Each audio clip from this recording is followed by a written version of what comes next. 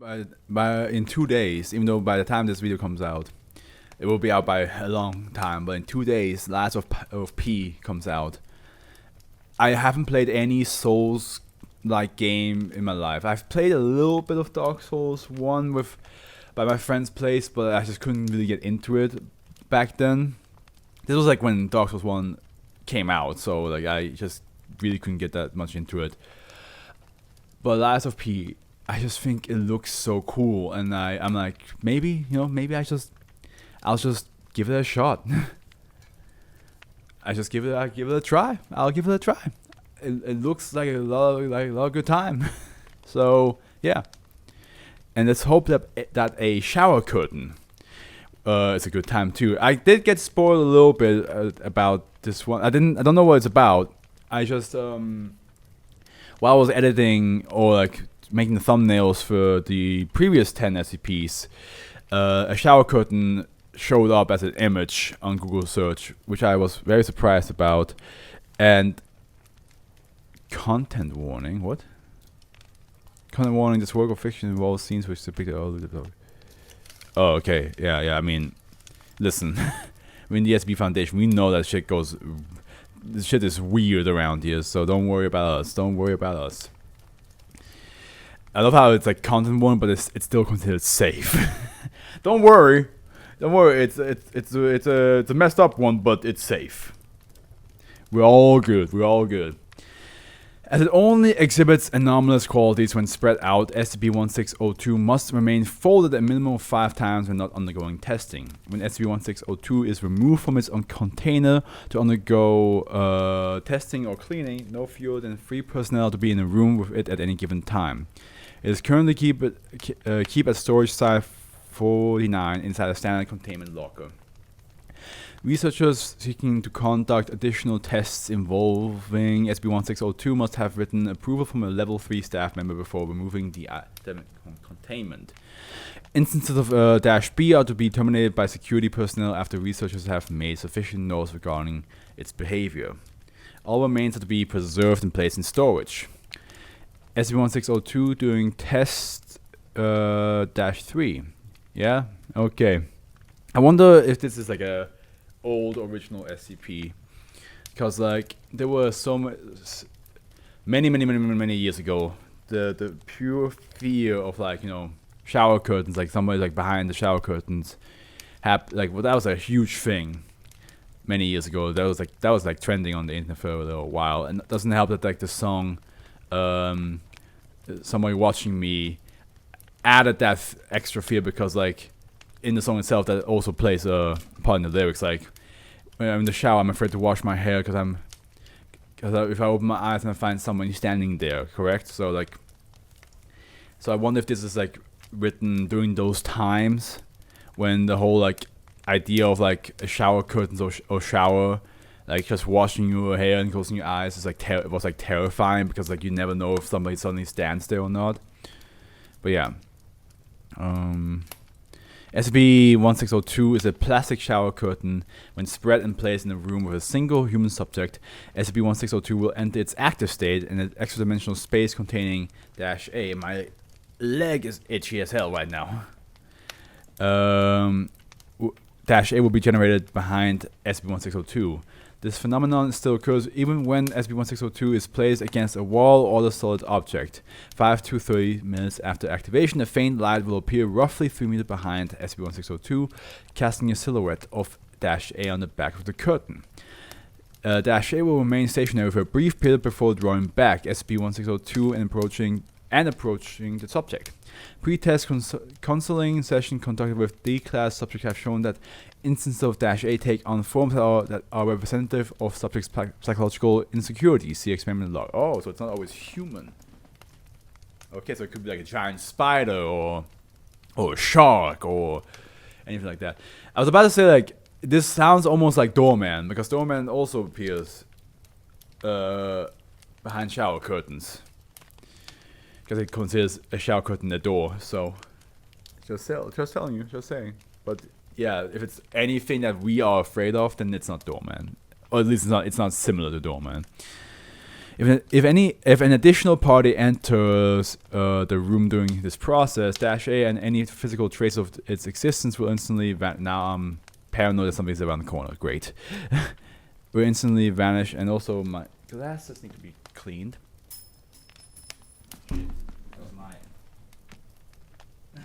That was my phone pick to get my SIM card out. Vanish and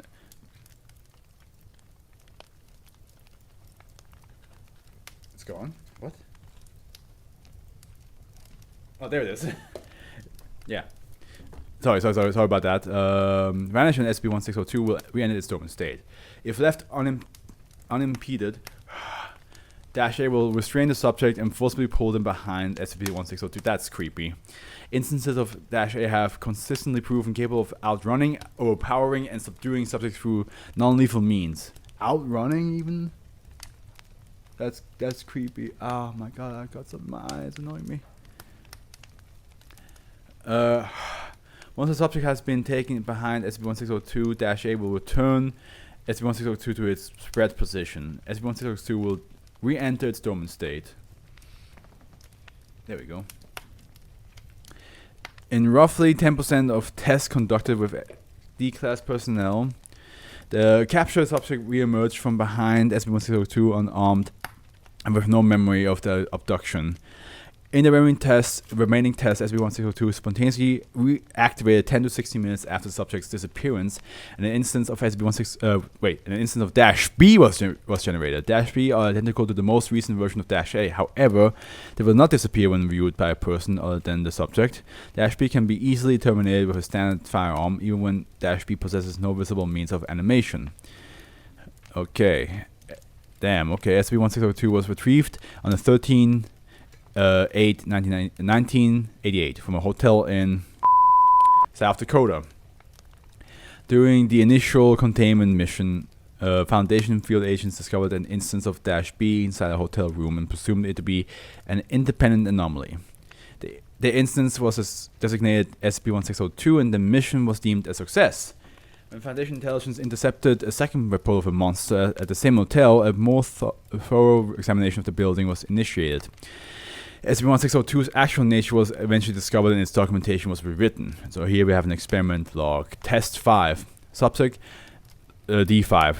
Even though it's D-1602-5, but I'm just going to call it D5. Male, age 20. During conversation with one on-site counselor, Dr. Subject confessed that he had coerced his girlfriend into having an abortion. Subject expressed profound feelings of regret surrounding this event. Oh. So how is this going to work? Procedure. SCP-1602 hung on a plastic shower rod suspended from the ceiling in the middle of the test chamber. Subject was instructed to walk around SCP-1602 and view the other side once it had entered an active state. Results. SCP-1602 entered an active state after approximately 5 minutes, consistent with the activation time in previous tests. The subject noticed a faint light emanating from behind SCP-1602 and walked around to view the other side. Subject reported that upon viewing the other side, SCP-1602 apparently re-entered its dormant state. The light vanished and was no longer visible from the other side of SCP-1602, nor the anomalous activity reported. Okay. D5.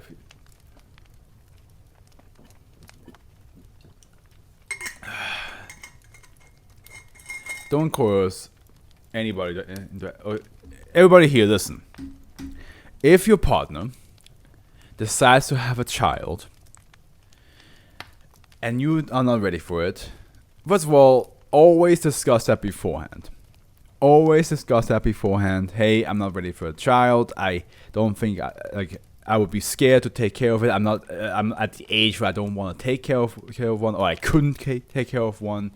That's fine to discuss beforehand. But if you do get a child, don't try to coerce the person to get an abortion, especially if they want the child. Okay? If they want a child, then you don't yes, you told them you don't want to take care of it, but you should definitely at least help a little bit. You should definitely help. That person is aware of where you stand of having children, and if it was an accident that you have a child together, then at least help out. At least help out. don't leave her alone to take care of a child. Don't be that dick who's like, oh, I'm just gonna bail because now the thing I just told you that I don't want to do happened, and that means like I'm just gonna cut you out of my life. Don't do that. Just help her out. Now, if she on purpose tried to get pregnant while she was aware you didn't want her to get pregnant, like if she like kind of like, you know, like does a little bit of tricking, like she said like, oh no, it's a safe day, you can come inside me, you know, like the typical things that you hear as a guy that makes you go, oh, and you find out like she lied to you, and then she wanted to have your child so badly. Then I understand if you just be like, no, I'm bailing.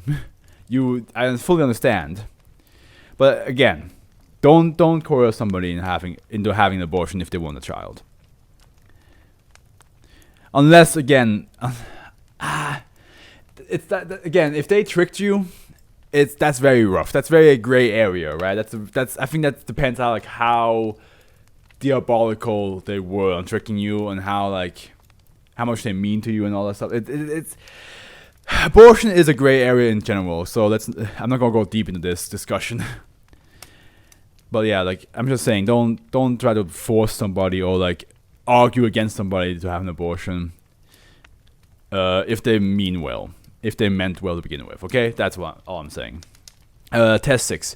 D5, the same as previous test. SCP-1602 hung on a plastic shower rod suspended from the ceiling in the middle of the test chamber. Subject was constructed to stand in place to observe only one side of SCP-1602. Results. SCP-1602 again entered an active state. After approximately 5 minutes, 10 minutes and 23 seconds into the test, a small unidentified silhouette appeared in the base of the curtain. An instance of -A6 emerged precisely 3 minutes later, taking the form of a newly born child covered in vernix caseosa in blood. How can you tell that if it's like a silhouette? -A6 crawled out from beneath the curtain in the direction of the sun. Oh yeah, it comes out. Yeah, ooh. Ooh, that must be kind of creepy. Imagine that, like a little baby with like just blood and Casosa. I don't know how to say that.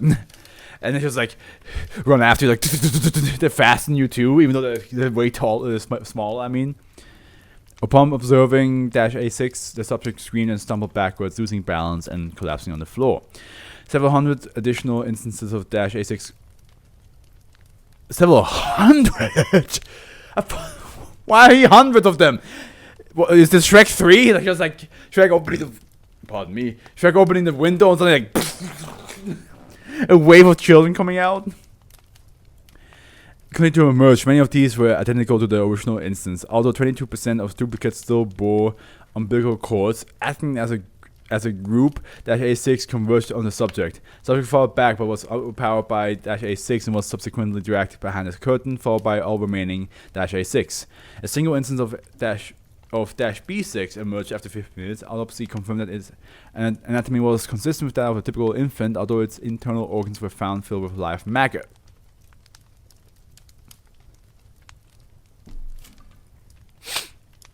Samples of the maggots were preserved and placed in storage. Why would you preserve the maggots, bro? What is your damage? Afterward, any trace of vernix cases. Okay, I'm curious. How do you actually say this? How do you pronounce this? How do you pronounce this?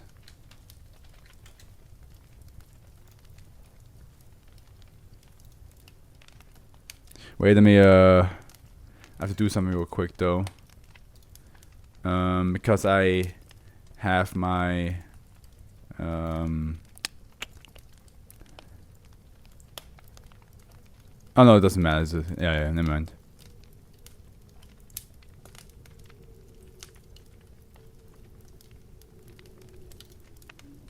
Oh yeah.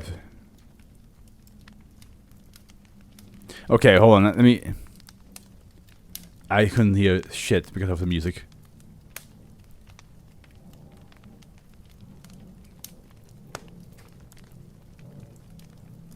Caseosa. Okay. Okay, that was basically how you say it. How you case.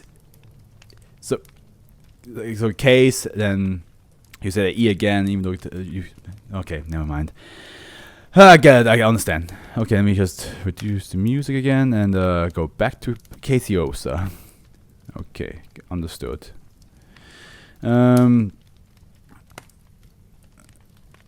Any trace of vernix caseosum blood left on the floor by -A6 ceased to exist the moment research staff entered the room.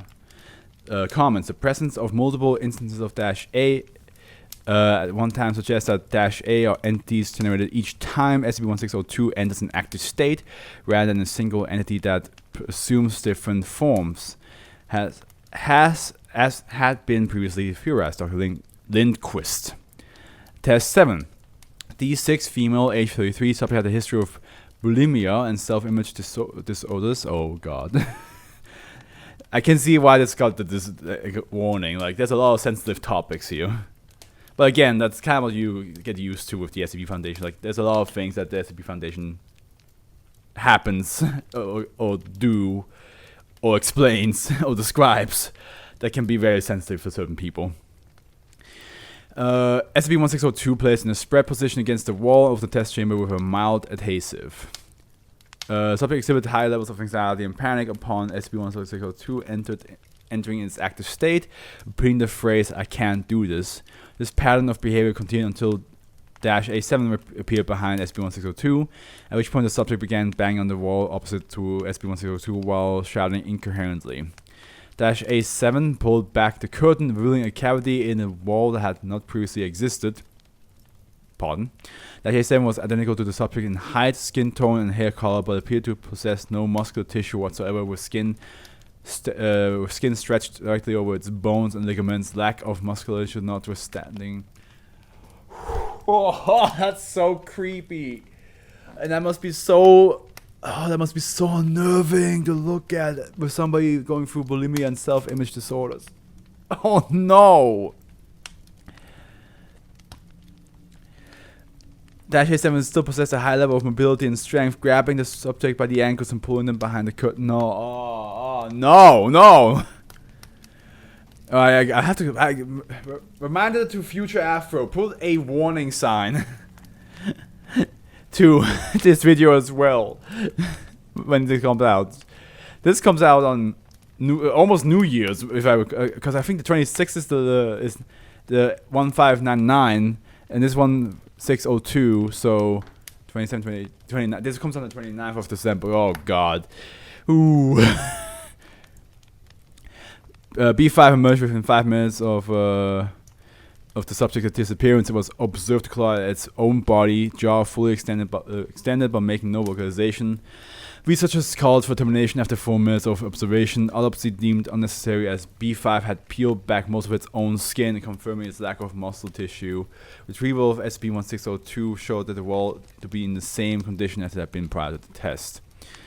Ooh, this is brutal, but I do like it. I mean, it's unnerving, and I can imagine for certain people this would be absolute hell to read through. Any person that went through an abortion or has been told by a loved one that they should go through abortion even though they don't want to. Any people with this like self-body image disorders, I imagine for you guys it must be rough reading this. Test 8. D7 male, age 58, subject had been a high-ranking employee of prior to incarceration. Doctor who provided counseling for the subject in the weeks prior to testing noted that the subject expressed significant frustration with the fact that his dedication to his work had led to his estrangement with his children and ex-wife. Okay, yeah, I mean, I can imagine. Nobody likes that, like the work you do to earn money so you can feed your family is the thing that causes a friction and a rift between said family.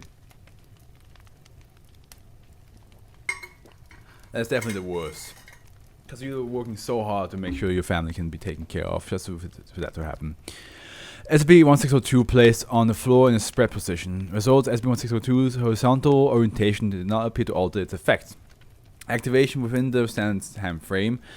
-A8 emerged from beneath it, climbing from a perfectly round hole in the floor that had not existed prior to SCP-1602's activation. So basically, if it's placed against the wall or anything like that, it will create a hole so it can come out. A8 took the form of a clown in a loose polka-dotted suit. Interesting. While its body resembled that of a natural human, its head was proportionally large and made from what appeared to be paper mache, with areas of the face cut out where its eyes and mouth would typically be located. A reflective substance, later confirmed to be standard confetti, poured continuously from these orifices for the duration of the test. Why a clown? Is it because he feels like a clown, or does he have a fear of clowns that he didn't talk about before? This test marks the first time an instance of -A has made vocalization, despite its lack of visible means of articulation. -A8 approached the subject very slowly, repeatedly expressing a desire to play and encouraging the subject to loosen up and live a little. Okay, it's supposed to be the clown, like supposed to be like a representation of all the fun times that he could have had with like both his child and his wife, that he sadly never gave any attention to. Subject attempted to engage -A in conversation, making numerous inquiries about its nature, albeit with a significant amount of profanity. 34 minutes after the subject's capture, BA was generated and proceeded to stumble around the room in a state of extreme distress. Like -A8, it made numerous vocalizations, though most of its statements were requested to see Dr. Lindquist and questions regarding itself. The following is a subsequent exchange between B8 and Dr. Lindquist. Oh, we actually have an interview with one of the B8s. Okay, okay, let's go.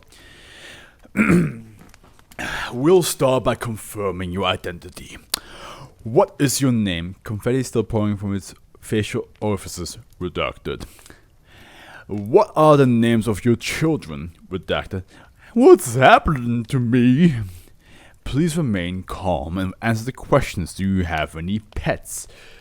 I have a great dame named Dorothy. Please, doctor, I need help. I'm blind and... What did you see after you were taken by the curtain? I didn't see anything. What's happened to my face? Why am I blind? What did that thing do to me? That's what we're trying to figure out. We want to help you, but you need to answer our questions. Did the entity say anything to you after you let this happen? For the love of God, doctor, what has done to me? Why can't I see anything? Why is everything so cold? Why does my head feel... B8 raises its hand to its face and makes vocalization similar to weeping. Please try to remain calm. I only have a few more questions. Nothing's changed. Closing statement. B8 refused to respond to any further questioning and was terminated shortly after the interview.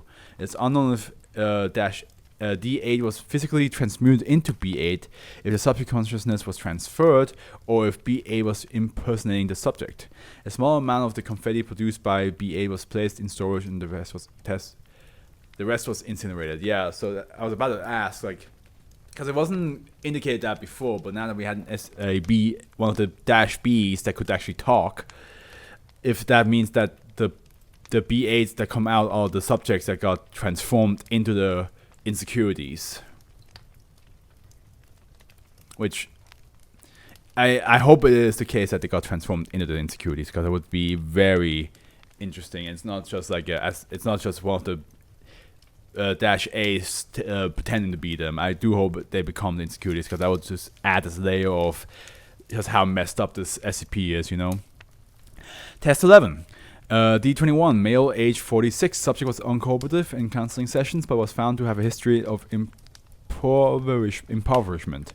Subject given a standard firearm placed in a bulletproof testing chamber with SB1602. -A took the form of an elderly, emaciated male dressed in heavily damaged winter clothing. The subject fired several rounds of ammunition which had no visible effect on -A. The subject was subdued and brought behind SB1602, as in previous tests. No activity was detected from SB1602 for 2 hours, after which the subject re-emerged apparently unharmed and visibly damp. When interviewed, the subject claimed that he had simply taken a shower, describing the experience as pleasant and cleansing. Testing is ongoing. Interesting. That's an interesting ending. So that not all victims get just transformed into insecurities, or maybe the insecurity he has is something that's like easily solved, but he just never saw it as that. Who knows? Who knows? Honestly, this was a very good one. I gotta say. If you guys don't mind me asking, what's your insecurity? What would come out of the curtains for you?